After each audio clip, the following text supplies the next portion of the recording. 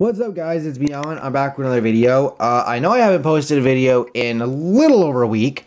And while my power is out right now, because somebody done knocked over a power line down the road, I figured, well, that gives me an excuse to get a couple of diecast reviews done for Wave 1 of 2022 of NASCAR Authentics, which I happened to find last week. So, yeah. That's what I'm going to do here. So I've got 3 diecasts to review.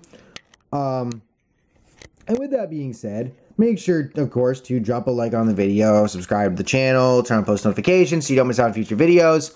I do want to say real quick that I'm working on the Basketball GM YouTube series for 1987. I'm hoping to have videos up for that season soon, as well as part 3 of the Road to Revenge series. Check that out if you haven't already.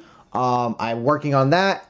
That will be up before Money in the Bank, which is next weekend, and not after, like I did with the Hell in a Cell video. But regardless, there's that. Obviously, race reactions will be back this week. Since I couldn't do one for Knoxville trucks because of how late it started, and both the Cup and Xfinity were off, and all that other stuff. So again, make sure to like, subscribe, and turn on post notifications so you do not miss out on future videos. All that good stuff.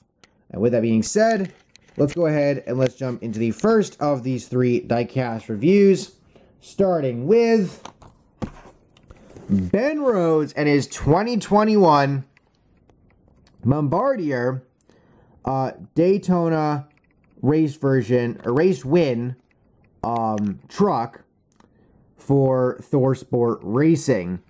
This being from the Daytona oval race, because they also ran the road course. So yeah, let's go ahead, let's jump into this. Before we do though, that is the rest of Wave 1.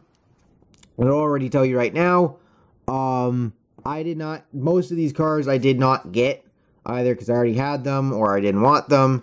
My god, that Blaney car is, I know it's covered in confetti, but it is really fucking blacked out.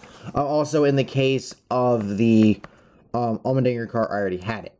So with all that being said, that's the rest of Wave 1, and let's go ahead and let's get this particular diecast out of the box and get on with the review.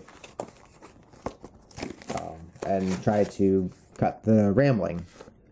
Anywho, there's the card for that. Started 23rd. They had 10 cautions. He led 7 laps and won by 0.036 seconds.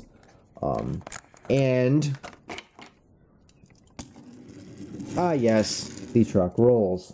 Nice. So here is the diecast out of the box. And I do believe this is exclusive to the Authentics line, so this is the only way you can get it. And it's really cool to see another Ben Rhodes truck in the Authentics lines, especially being a Thor Sport truck. You know, you don't see that all that often, to be honest with you, unless it's like Matt Crafton or something. And even then, there's a little something in the back window there. Also, I don't think there's the back pillar here doesn't seem to want to line up properly. But anyway, you know, the truck race, it was what it was. It was a wreck fest. It's Daytona. What else do you expect? Rhodes pretty much kind of stole the win at the end. I remember really cheering on Corey Roper because he was leading on the final lap, or I think got the lead on the final lap going into the backstretch. And then he just lost drafting help coming through coming out of 3 and 4. And of course, Jordan Anderson managed to grab second for the 2nd year in a row. Sucks he wasn't in this year's race, because I bet you 10-1 he probably would have gotten second again. But yeah, no, Ben Rhodes, he opened up last season winning the first 2 races, the truck race on the oval, and then the truck race on the Daytona road course. Of course, we all remember the road course race being full of shenanigans, and Rhodes almost getting screwed out of the win at the very end on a caution flag that happened right before he took the white, when some people thought he did take the white. You know, Ryan Blaney would experience that feeling at the All-Star race this year, only he did take the white flag, and then the caution came out. Excuse me. Something about racing with the, you know, window net kind of down, all that shit. But yeah, for Ben Rhodes, he kicked off last year with those 2 wins, and then pretty much coasted the rest of the regular season. Like, he had his wins. He had that in the bag. He had a playoff spot in the bag. He had nothing to worry about.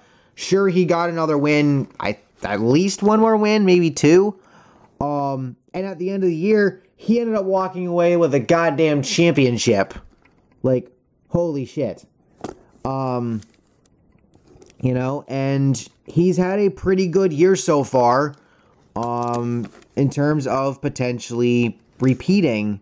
Oh, and there's something on the back here, right there. But I don't necessarily think he's going to, another paint chip right there, god damn it. I don't necessarily think he's going to repeat as champion, but I think he'll probably be a guy that's going to make the championship 4, if I had to guess.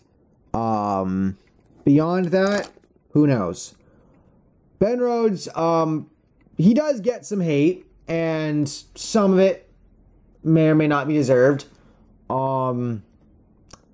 I do think of the incident at Texas last year between, I believe it was him and Chandler Smith, where Smith got head-on into the wall.